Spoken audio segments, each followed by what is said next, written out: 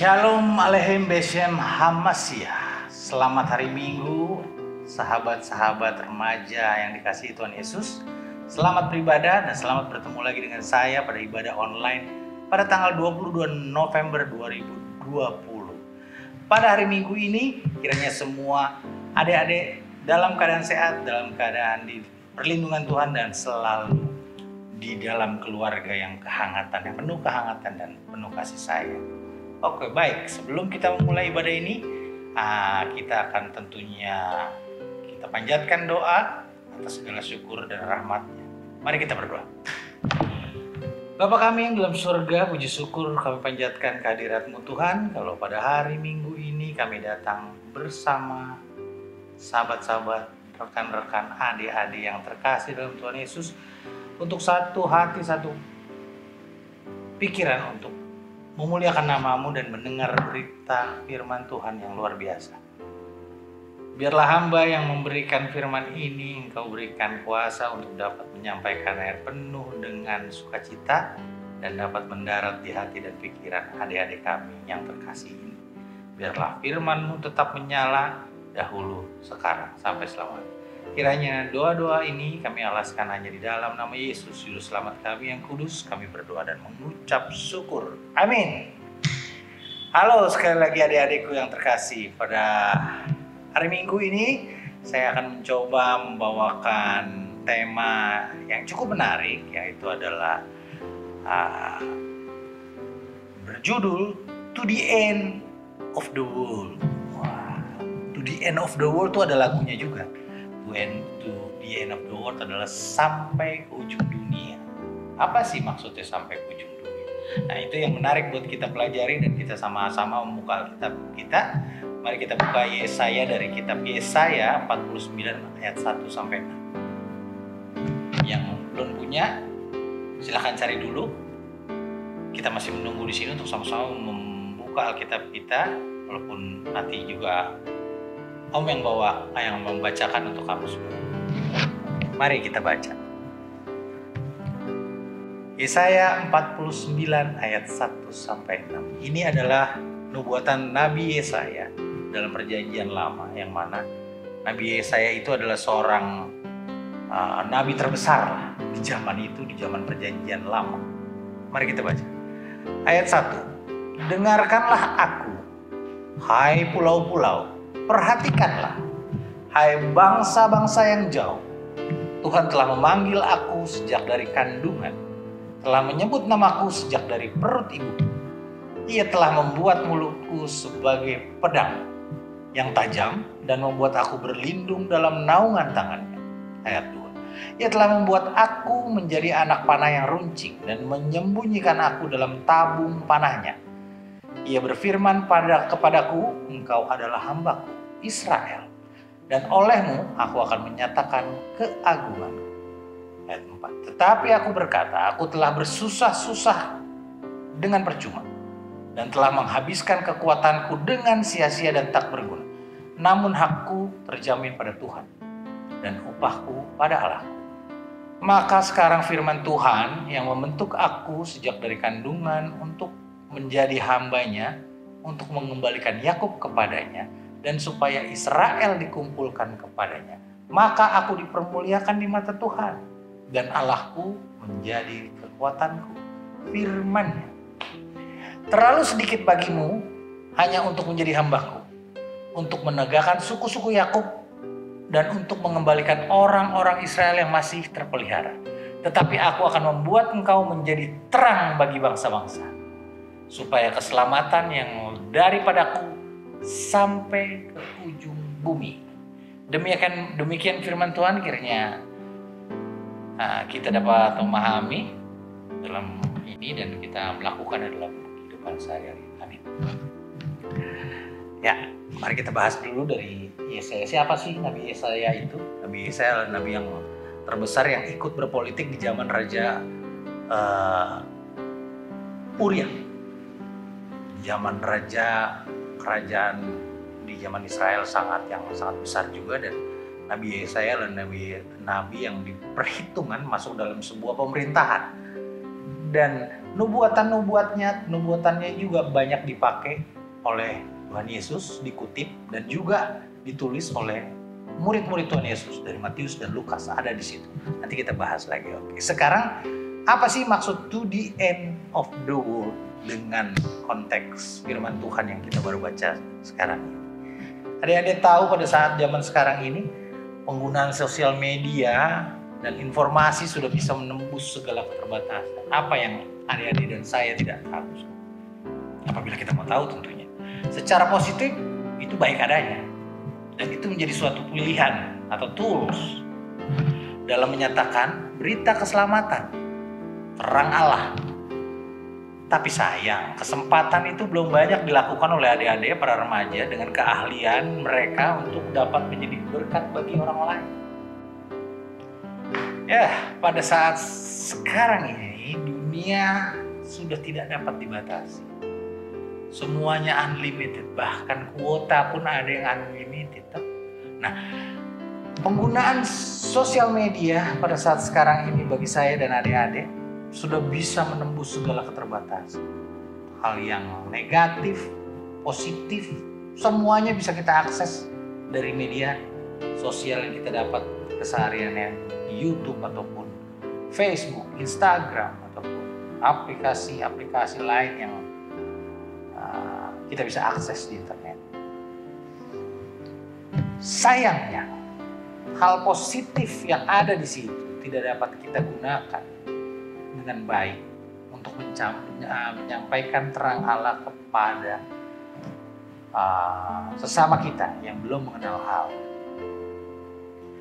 Remaja lebih banyak melakukan hal-hal kesenangan pribadinya, seperti bermain dengan game online ataupun aplikasi-aplikasi TikTok. Nggak salah, itu tidak salah. Tapi kita mesti punya skala prioritas. Boleh melakukan semua permainan itu, tapi ingat, kita berbeda. Kita punya tugas dari Tuhan. Nah, kalau tugas sekolah, tugas rumah, tugas gereja, misalnya jadi pelayanan, itu semua ada masing-masing skala prioritas. Dan kalau adik dan saya dapat melakukan itu dengan baik, kiranya firman ini dapat menjawab itu semua dan bagaimana kita bisa melakukan. Ya, kadang-kadang menonton YouTube juga saya suka. Adik-adik tentu suka. Tapi kadang-kadang YouTube itu tidak bermanfaat bagi kita yang kita tonton, yang kadang-kadang lucu-lucuan, kadang-kadang yang kalau memang orangnya suka lebih horor, ya horor lah. Itu nggak benar. Lebih baik kita mendengar firman Tuhan dengan cara penyampaian di YouTube beragam. Ada juga yang memberikan kesaksian di YouTube, ada juga yang memberikan drama-drama di YouTube yang menyampaikan terang kemuliaan Allah pada dunia. Banyak. Tapi kadang-kadang kita nggak mau mencari itu. Kita lebih senang untuk menyenangkan hati kita saja dalam menonton atau menggunakan aplikasi atau menggunakan jasa internet itu. Baik. Walaupun itu percuma, tapi cobalah sedikit dirubah. Karena ada sesuatu yang Tuhan mau dalam kehidupan kita tentunya. Biarlah remaja dapat mendapat pelajaran yang menarik untuk bisa menggali dan mendapat panggilannya dalam menyatakan terang Allah sampai ke ujung dunia. Karena tema yang kita bahas pada pagi hari ini adalah kita menjadi terang Allah dan menyampaikannya sampai ujung dunia. Wow, jauh. Itu luar biasa, di luar batas-batas pemikiran manusia biasa. Bisakah? Mari kita bahas. Kita bahas dalam bacaan firman Tuhan yang diambil dari kitab Yesaya 49 tadi, ayat 1-6 disebutkan. Panggilan Allah bagi bangsa Israel untuk menyatakan terang melalui Nabi Yesaya, walaupun bangsa Israel pada waktu itu masih dalam perbudakan. Dikatakan dalam ayat 49 ayat 6b, tetapi aku akan membuat engkau menjadi terang bagi bangsa-bangsa, supaya keselamatan yang daripadaku sampai ke ujung bumi. Itu sudah dinubuatkan. Pernyataan ini mengulang kembali apa yang dikatakan Allah dalam Yesaya 42 ayat 4. Udah diulang. Aku ini Tuhan, telah memanggil engkau untuk maksud penyelamatan. Telah memegang tanganmu, aku telah membentuk engkau dan memberi engkau menjadi perjanjian bagi umat manusia, menjadi terang untuk bangsa-bangsa. pengulangan ini menunjukkan bahwa panggilan Allah itu amat penting, sangat penting, luar biasa penting bagi bangsa Israel dan kita. Dan menariknya, seperti yang sudah disebutkan tadi, panggilan Allah dinyatakan pada setiap orang bangsa Yehuda yang hidup dalam pembuangan di Babel. Pembuangan adalah penderitaan yang kerap membuat mereka hidup tanpa memiliki harapan. Luar biasa, mereka menyedihkan. Kalau orang udah tidak punya harapan, apalagi dia pengen hidup. Itu sebabnya Allah terlebih dahulu menjanjikan pembebasan. Dibebaskan dulu baru menjadi menyampaikan terang Allah. Dan pembangunan kembali Yerusalem itu nubuatan Nabi Yesaya. Namun rencana Allah tidak sebatas itu ternyata. Selanjutnya dinyatakan bahwa janji itu ditujukan kepada bangsa-bangsa yang jauh, ayat 1. Hamba Allah yang tengah Allah persiapkan untuk menjadi pembebas akan diutus Allah ke segala bangsa dan akan memberkati bangsa-bangsa sampai ujung. Tidak semerta-merta itu dibuat hanya untuk menyampaikan rancangan Allah bagi bangsa Israel untuk dibebaskan, tapi janjinya dia harus memberikan kemuliaan dan terang Allah kepada bangsa-bangsa yang jauh. Itu nubuatan. Dan persiapan akan hadirnya hamba digambarkan dengan janin yang tengah berproses dalam kandungan seorang ibu. Ia telah dipersiapkan memiliki mulut setajam pedang dari kita masih bayi untuk secara lugas menyampaikan berita kabar keselamatan. Ayat 1 dan 2. Sekaligus juga anak panah yang runcing untuk memberikan penghukumannya. Ayat 23 sampai 42. Hamba itu akan tumbuh dalam perlindungan Allah. Kalimat terlalu sedikit bagimu hanya untuk menjadi hambaku menegaskan bahwa Allah memiliki rencana yang sangat besar bagi hambanya itu. Dalam ayat BMK diterjemahkan, tugas yang lebih besar menanti engkau, hai hamba. Kau tidak akan memulangkan sisa keturunan Yakub dan memulihkan kebesaran suku Israel. Tetapi kujadikan pula terang bangsa-bangsa supaya seluruh dunia diselamatkan. Oh my God, seluruh dunia diselamatkan. Tidak saya dan adik-adik dan orang sekitar kita, ternyata seluruh bangsa-bangsa diselamatkan. Itu sudah nubuatan. Tidak bisa kita tolak. Itu bakal terjadi dan akan terjadi. Jadi jangan pernah ragukan akan nubuatan Tuhan.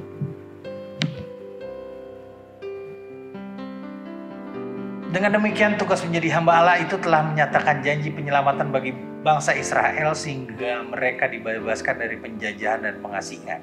Allah tidak saja mengampuni tetapi juga memulihkan mereka dan memanggil mereka menjadi terangnya. Inilah tugas kedua seorang hamba itu, mengembalikan Yakub kepadanya, bangsa Israel yang telah jatuh dan jauh dari Allah dipulihkan oleh Allah melalui hamba. Kita teruskan, namun rencana Allah ternyata tidak sampai bangsa Israel saja. Hamba Allah itu dipanggil juga untuk menyatakan kasih Allah kepada seluruh bangsa, semua bangsa. Tugas ketiga seorang hamba adalah menyatakan terang bagi bangsa-bangsa sampai ujung bumi. Pernyataan ini sekaligus mengkritik kecenderungan bangsa kerajaan yang cenderung eksklusif, yang hanya memikirkan diri sendiri. Dan tugas hamba Allah sangatlah jauh dari nyaman dan menyenangkan. Banyak tugas-tugas hamba-hamba Allah yang terjun ke dunia-dunia yang berbeda dari Israel pada waktu itu. Dia ke India, dia ke Roma, ke Ethiopia, dan ternyata kehidupannya juga enggak, bahkan mati dibunuh. Ada yang dipenggal lehernya dan macam-macam. Kita nggak mau bahas itu. Di luar ketidaknyamanan seorang hamba Allah yang menyampaikan terang dan kabar keselamatan bagi dunia, banyak hal yang terjadi pada hamba Allah itu karena mereka tidak terima begitu saja dan tidak mudah menerima apa yang disampaikan oleh hamba-hamba Allah itu dalam menyampaikan berita keselamatan. Mereka kadang dibully, dimusuhi, dipersekusi. Itu yang menjadi konsekuensi seorang hamba Allah. Memang itu tidak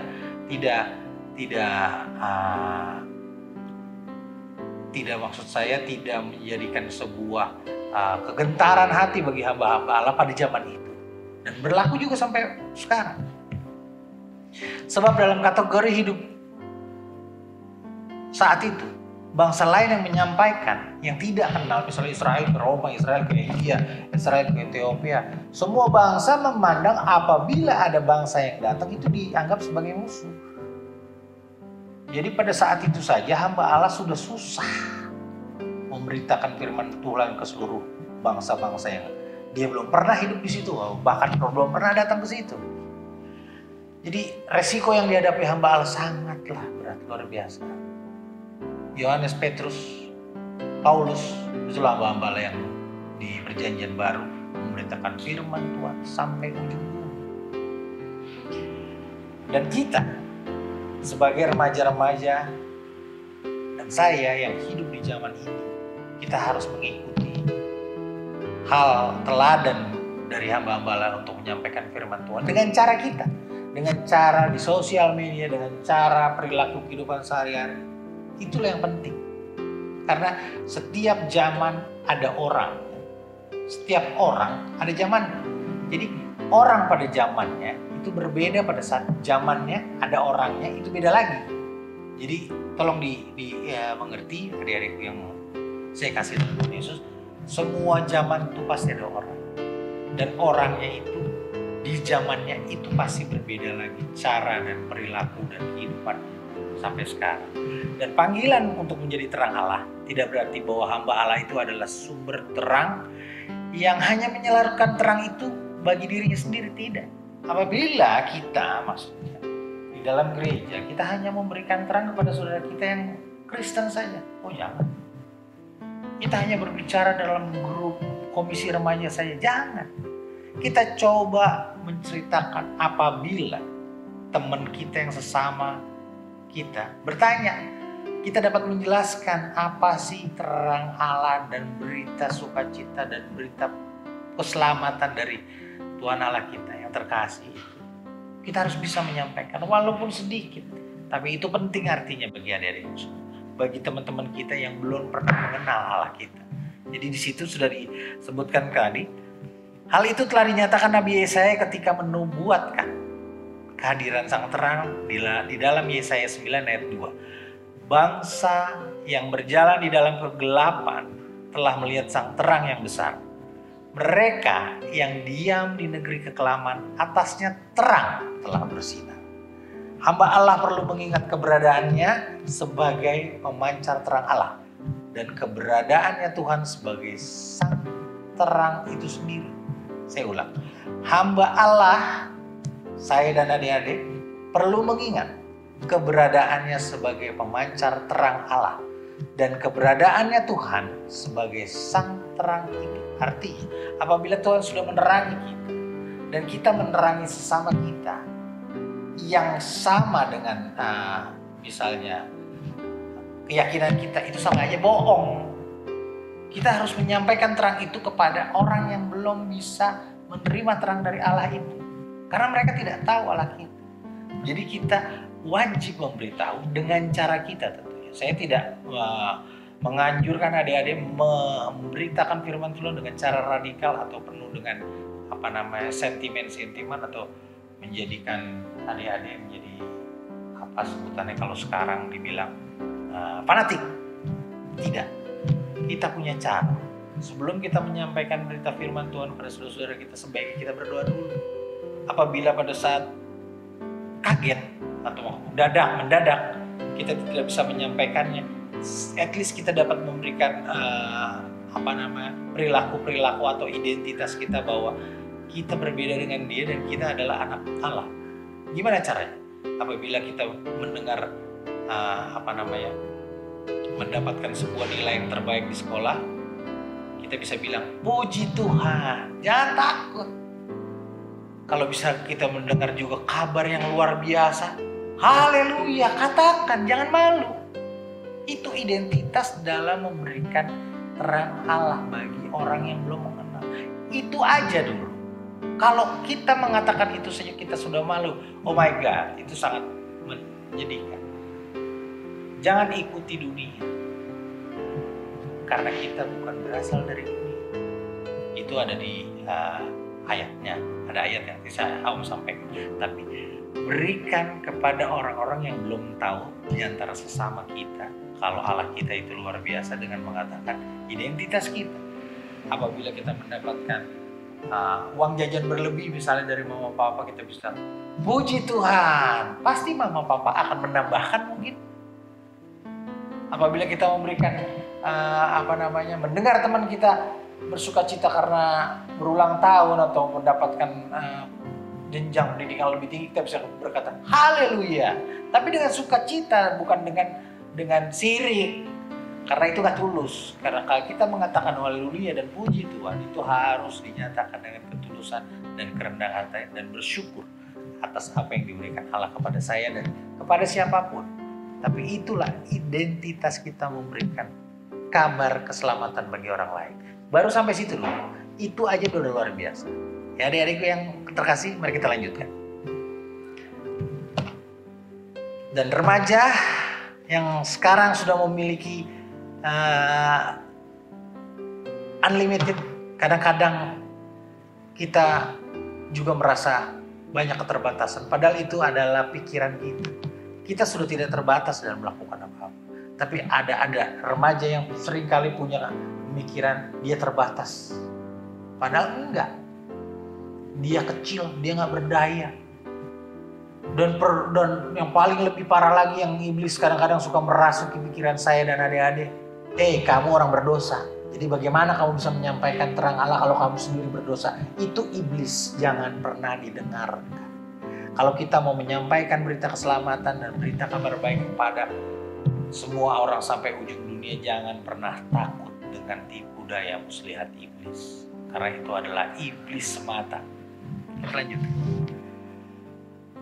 Iblis akan coba mereview kita dari apa yang kita pikir kita kecil dan tidak berdaya dan berdosa. Itulah yang kiat-kiat iblis untuk melemahkan iman kita. Dan itu juga terjadi pada hamba-hamba Allah yang dari dulu sampai masa kini. Dan dalam hal ini remaja diajak juga oleh Allah untuk menyatakan terangnya, namun proses untuk memulihkan terlebih dahulu agar mereka dapat melihat panggilan dan berfokus pada terang. Remaja harus memulihkan juga diri. Apabila kita sering mengeluarkan kata-kata anjis atau bla bla bla atau what the, tolong rubah pola bicara.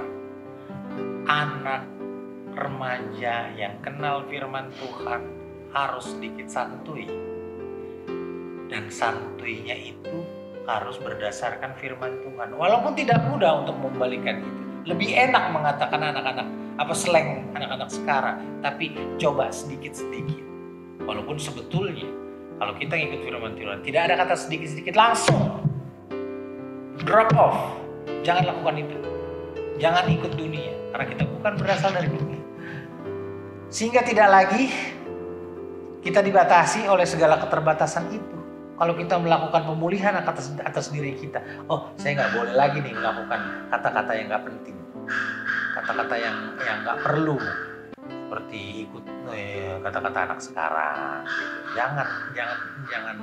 Jangan coba untuk ngurangin, walaupun itu semua bisa menjadikan kita kecanduan untuk berbicara itu, jadi enak ngomong itu. Padahal itu tipu muslihat iblis, apalagi itu dalam memberikan you're a dead man atau apa whatever, atau itu nggak bagus. Karena kata-kata yang keluar dari mulut kita adalah kata-kata berkat.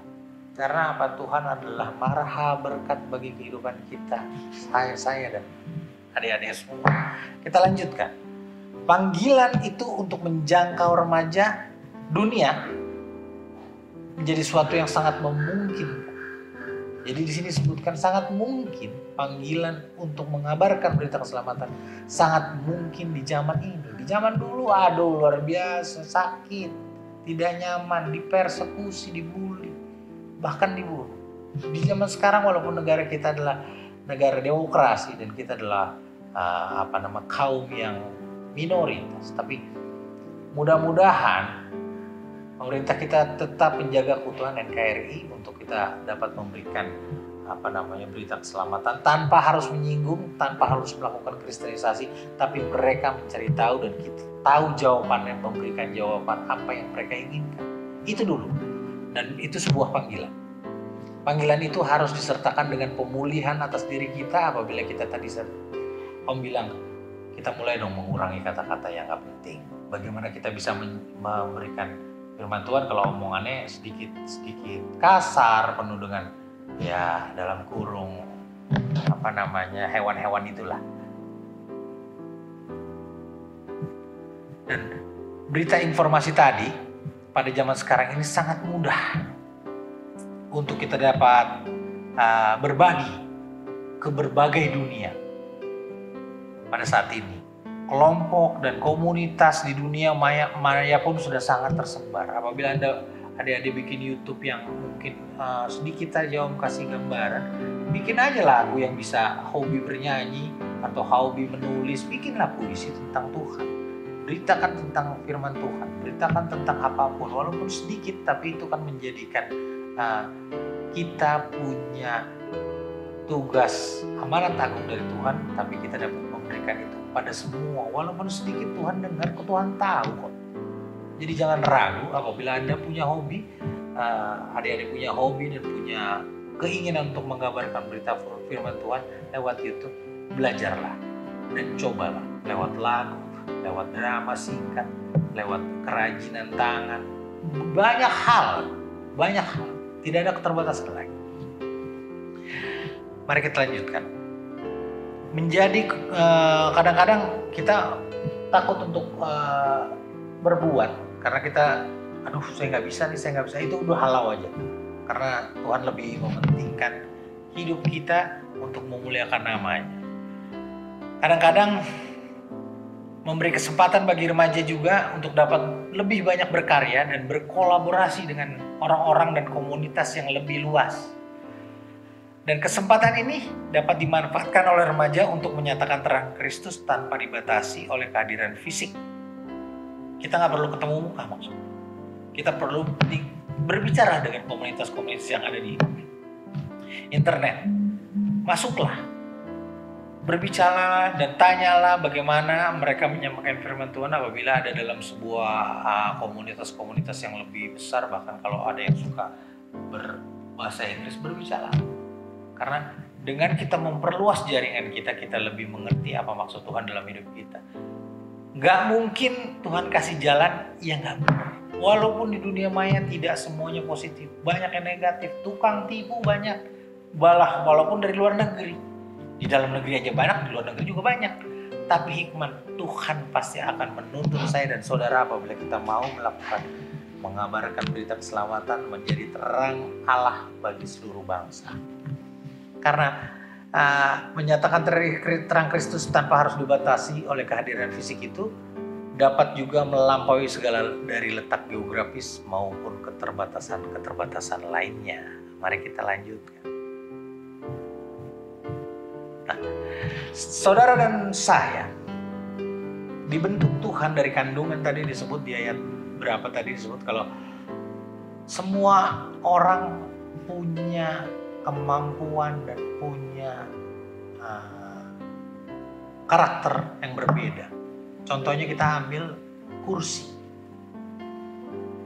makan, ada kursi makan, ada kursi sofa, kursi tamu, ada kursi apalagi, kursi kantor, terus ada apa lagi, kursi tukang bakso yang panjang itu. Semuanya berbeda-beda. Seperti itulah kita dibentuk Tuhan. Ada yang bisa menyanyi, ada yang bisa menari, ada yang bisa melukis, ada yang bisa menggambar, ada yang bisa puisi. Itu manusia yang diciptakan sesuai dengan wujud Allah. Gak mungkin kita gak bisa. Kita mau berdoa dan kita melakukan tuntun hamba Tuhan. hamba ini menyampaikan terang kasih Allah kepada seluruh bangsa lewat kemampuan saya. Jangan paksakan, karena Roh Kudus akan menolong adik-adik semua apabila adik-adik mau. Jangan kalahkan imanmu hanya untuk kesenangan dunia, jangan. Karena kita hidup seperti kursi-kursi itu.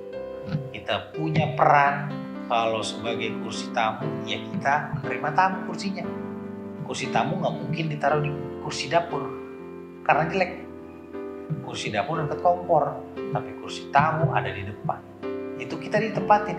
Ada manusia yang dibikin untuk menjadi pemimpin, ada yang menjadi pengikut, ada yang menjadi pendengar.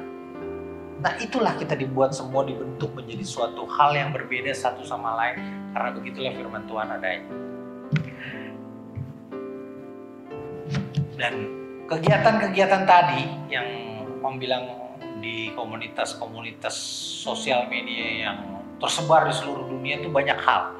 Ada satu collaborate community projects yang mengkolaborasi project-project komunitas-komunitas di seluruh dunia yang berperan sebagai misalnya memberikan pengajaran bagaimana memperbaiki sebuah komunitas yang membangun ataupun yang dapat memberi dampak bagi orang lain, dan juga ada komunitas For Ocean untuk penyelamatan lingkungan hidup di laut. Juga ada klinik asuransi sampah yang mana itu ada banknya untuk dikumpulkan dan disalurkan ke pabrik-pabrik pengolah sampah. Itulah komunitas-komunitas yang bisa kita pakai untuk kita menyampaikan berita firman Tuhan dari apa yang kita lakukan. Gak mudah sih, karena memang itu malas-malasan juga. Kadang-kadang ngapain sih kita begini kalau ngikutin remaja pada zamannya. Enggak juga kali, tapi enggak. Tuhan gak mungkin menciptakan komunitas-komunitas itu kalau gak ada tujuannya. Tujuannya mereka baik semua. Ada juga food bank, macam-macam. Dan itu semua bisa terlaksana tanpa kita harus hadir di tempat itu. Kita bisa melakukannya lewat media sosial dan dengan pertolongan internet yang luar biasa bagi kehidupan banyak manusia. Itulah keterbatasan yang sudah terlampaui. Luar biasa, terpujilah Allah. Karena keterbatasan kita sekarang sudah diputus. Dan kita menjadi unlimited, tidak terbatas.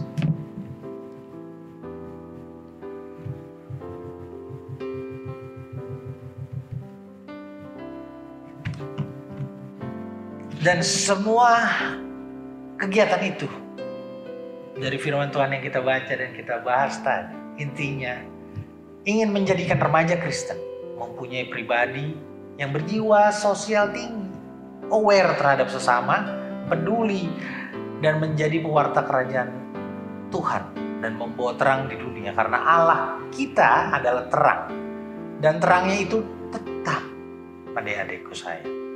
Terangnya itu tetap gak akan redup. Walaupun lilin yang menyala pada saat itu, pada saat kita pakai pada saat Holy Night, kita mau Natalan nanti kan. Pada saat Natal tiba, kita selalu menyalakan lilin dan kita menyanyikan Holy Night. Walaupun Natal ini mungkin kita tetap menyalakan lilin di rumah.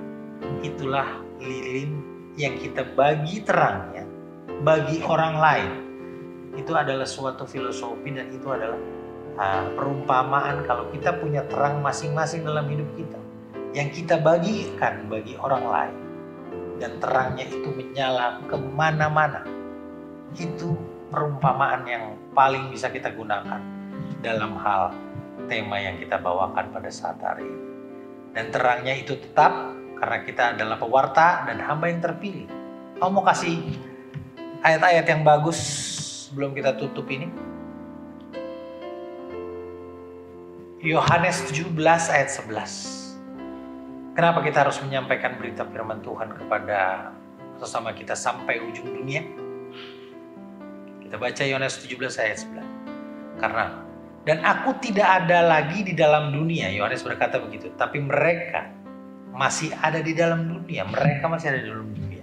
Dan aku datang kepadamu ya Bapa yang kudus, peliharalah mereka dalam namamu, yaitu namamu yang engkau berikan kepadaku, supaya mereka menjadi satu sama seperti kita.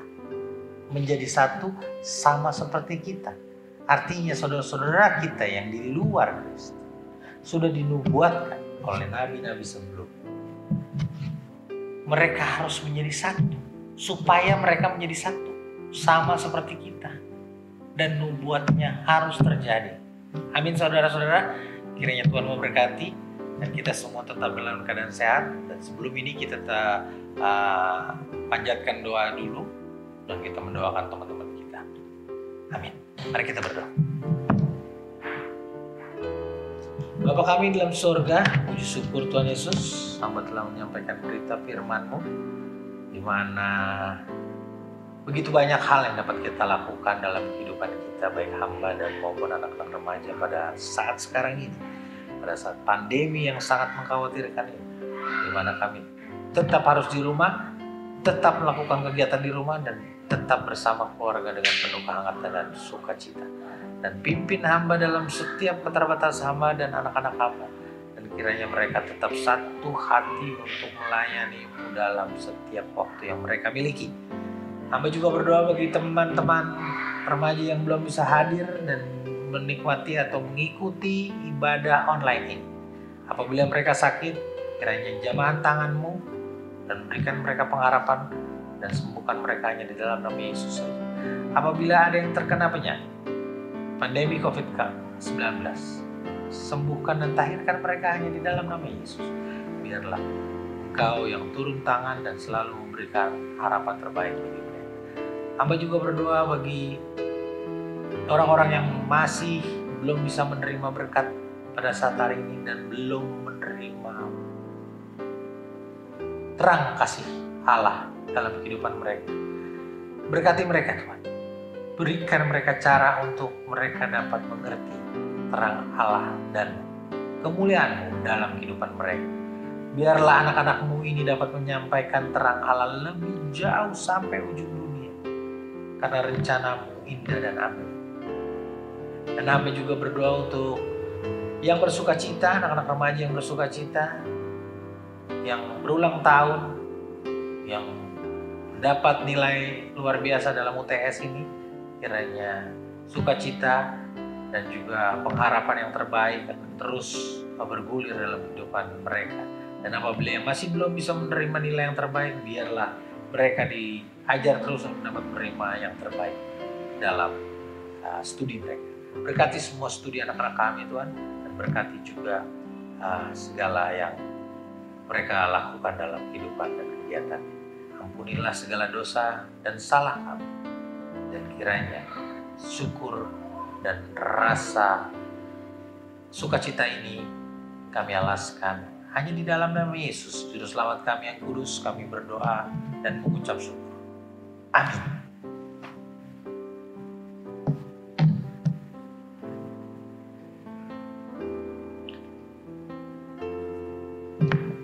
Selamat hari Minggu. Selamat beribadah. Tuhan Yesus memberkati. God bless.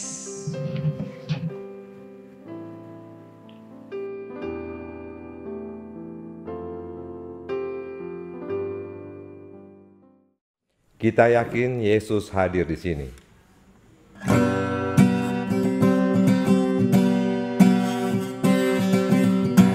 Ku menyembah dalam kudus hadirat-Mu, hampiri tata kasih karunia-Mu Bapa.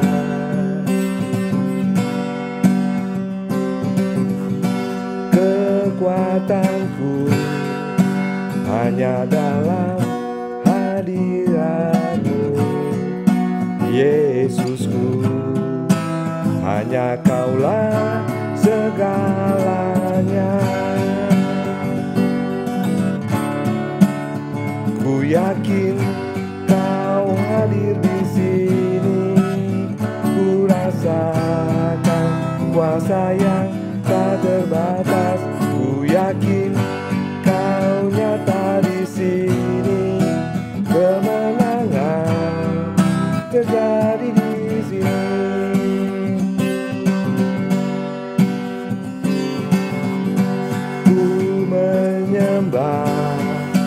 dalam kudus hadirat-Mu. Hampiri tata kasih karunia-Mu Bapa.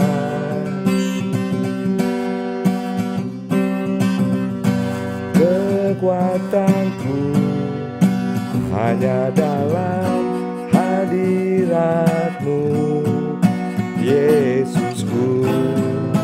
Hanya Kaulah segalanya. Ku yakin Kau hadir di sini. Ku rasakan kuasa yang tak terbatas. Ku yakin Kau nyata di sini. Kemenangan terjadi di sini. Segenap jiwaku memuji-Mu. Sungguh besar Kau Yesusku. Segenap hatiku menyembah-Mu.